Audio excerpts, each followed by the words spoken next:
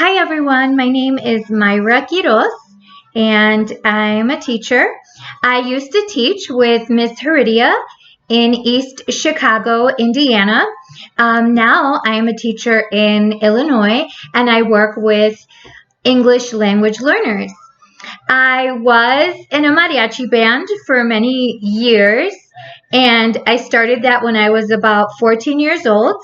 And so I wanted to talk to you a little bit about that experience and tell you a little bit about mariachi music. I'm really excited to know that you are learning about this genre of music, and I hope that you enjoy it. So, in the background, you can hear a mariachi song playing, and the song is from Jalisco. It's called La Negra. It's a very popular mariachi song. And Jalisco, Mexico is where mariachi music originates. So the origins of mariachi music, which I think really speaks to the beauty of this kind of music, is it's a mix from many different countries and different cultures. The orchestra part of mariachi music are stringed instruments, are native to Europe, to Spain, and mariachi music originated in Mexico, and indigenous Mexican music was played with non-traditional instruments or instruments that we don't see in mariachi today, but the French also have a role to play in the history of mariachi music. And in fact, there's a little bit of controversy, I guess for lack of a better word, when explaining where the term mariachi actually comes from, because most people believe that mariachi comes from the French word meaning wedding. And so mariachi music would obviously be very popular at weddings. It is music that is played in Mexico and in other countries, in other parts of the world, for celebrations like weddings and also religious celebrations like baptisms and confirmation.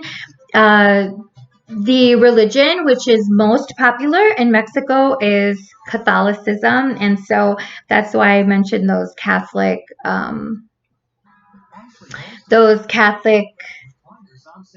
traditional ceremonies or sacraments, if you will. So mariachi music was initially played by a band of men. And so some of our traditional mariachi songs have a bit of a macho tone to them. So they're very pro-man. But over the years, that has changed, and mariachi music now includes females.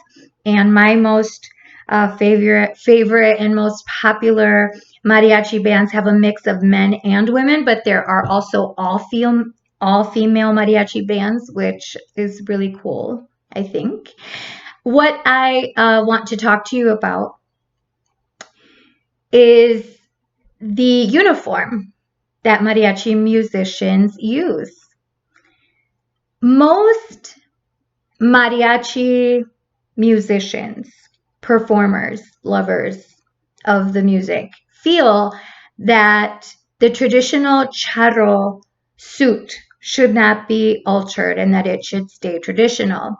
However, with more and more young people playing mariachi music, and with the change in times, the mariachi charro suit has been altered a bit. I've seen all-girl mariachi bands shorten the traditional charro skirt and change up the jacket a little bit. But what I have to share with you is the original kind of charro suit that you would normally see. Now, men would obviously wear pants. Women wear the long, straight, very fitted skirt. And what I want to let you know about the charro suits is they are normally made of wool, so there isn't any stretch to them, and they're also not very breathable, so they're very hot. They're fully lined, so they are expensive and heavy. So the suit I'd like to share with you, oh, and here's just something I'd like to point out. See here, you can see the lining. I'm not sure how well you can see it, but with the light reflecting, you can see the lining. When you store or put away your mariachi charro suit, you turn it inside out so that the embroidery or the medallions stay protected. So you're about to see why they tend to be expensive. Mariachi suits which are embroidered, such as this one, are hand embroidered in Mexico or by a seamstress in the country that you reside in. So here in the United States, it would be done by someone who is very talented and gifted in embroidery and is able to make the pattern and design symmetrical and just beautifully done. The time that goes into embroidering the charro suits, it is really a work of labor. And to me personally, I feel like the charro suits are a work of art. I love them. And so here, this suit is a very deep navy, and the embroidery is done in a gray, almost silver thread. And so this is a traditional charro skirt, which is long. So it would start at the waist and it goes all the way down to the ankles. The only thing that should really be exposed is the top of the shoe, and it's always a closed shoe, like a lace-up boot. Very old school, very traditional. You can order them from Mexico, which is what I used to do. They're 100% leather, and I always liked to keep the charro suit very traditional. Here is the jacket of the charro. And you will notice it has the same embroidery along the collar, the lapel, the sleeves. Some charro suits you'll notice will have an emblem or design on the back. And the charro suits are worn with a crisp, very ironed white button-up dress shirt. And the women normally wear their hair all back like this, and or to the side in a braid, but traditionally the hair would be very neat. And the bow that is worn with the mariachi suit, this is where we cheat a little bit. I've seen some that can be tied, and so they're long, like a skinny scarf almost, and they're tied. But the cheater way of wearing the bow with the charro suit is to have this little elastic band sewn in, and you can see how it's kind of sewn in the back there, and there is a clasp. But if you have really good durable elastic, you don't even need to open up the clasp, and you would just put it around your neck and like tuck the collar out. And so this is how the bow would be worn. And you'll notice that the bow will usually be red or will match the charro suit, such as this one. And you'll notice that this bow has that like gray silver color to it, and the embroidery, the thread, is the navy of the suit. So it's supposed to, contrast or complement the suit, I should say. Okay, mariachi bands usually are made up of, traditionally, about 6 to 8 violins, and the violins play in different parts. So it's very much like an orchestra. And there can be anywhere from 1 to 3 guitars. It depends on how large the mariachi band is. Trumpets, 1 to 3 trumpets. and guitarrón players. Typically, there's one guitarrón player. So what the instruments that you'll see in a mariachi band are the trumpet. So some of the instruments are, European orchestra instruments, I guess is how you would describe them. So we have the trumpet, the guitar, the violin, the viruela, and the guitarrón, though, are native to Mexico. And I have some here to show you. This is a traditional carrying case. It's from Mexico, and this is what would hold the viruela. So you'll notice it's much smaller. If you're familiar with an acoustic guitar case, you'll notice that this case is much smaller. It's leather and very durable, very heavy. And the viruela, this is from Jalisco, Mexico. It is a very light, small acoustic guitar is what it looks like. It has a higher pitch sound than an acoustic guitar. And you'll notice the detailing here on the side and around. This is mother of pearl details that you see. So this is a beautifully crafted guitar from Mexico, and on the inside it tells you who made the guitar, and it gives you the name Ruben Morales, and he is from Guadalajara, Jalisco. And it even says para mariachi. So this is a mariachi viruela. I wish I had a guitarrón to show you. That is the bass instrument of the mariachi band.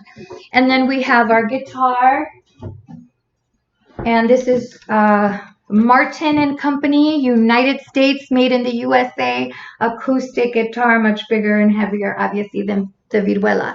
What I believe is so wonderful and beautiful about mariachi music, especially here in the United States, is mariachi music, as I explained, traditionally and historically, is a coming together of different countries and cultures to make this beautiful music, right? Which is Mexican.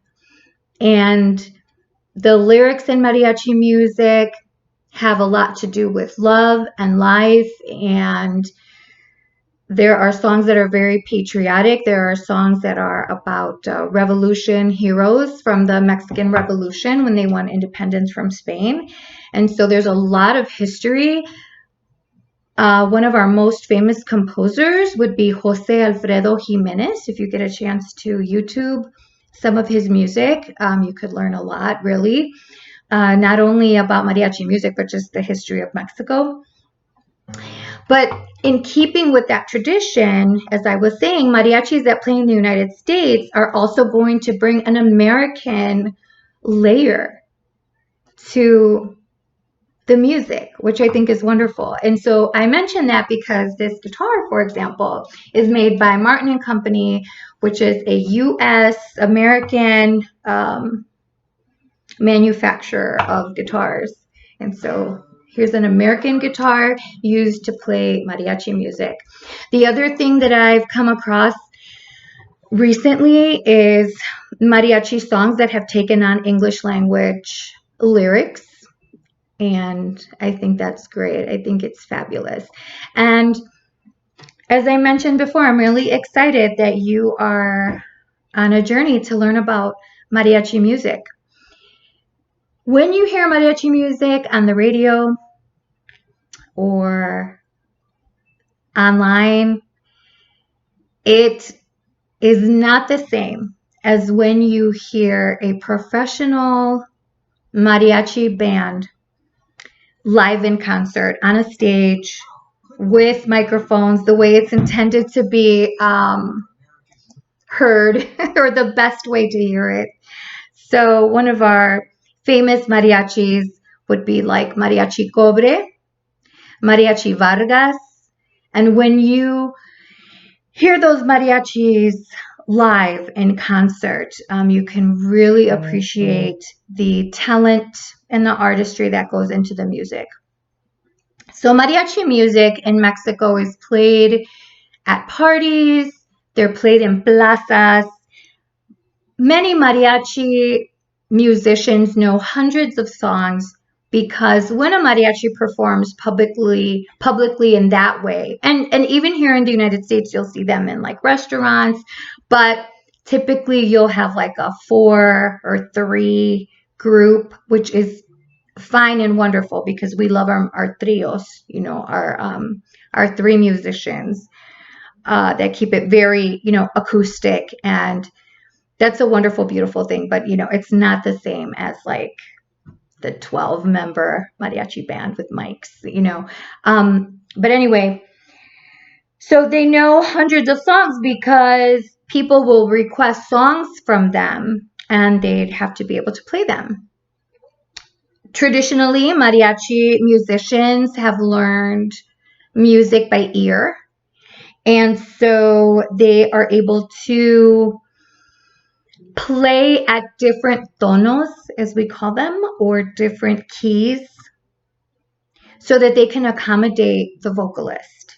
So the vocals of mariachi music take on almost like an opera sound, and they're performed very loud.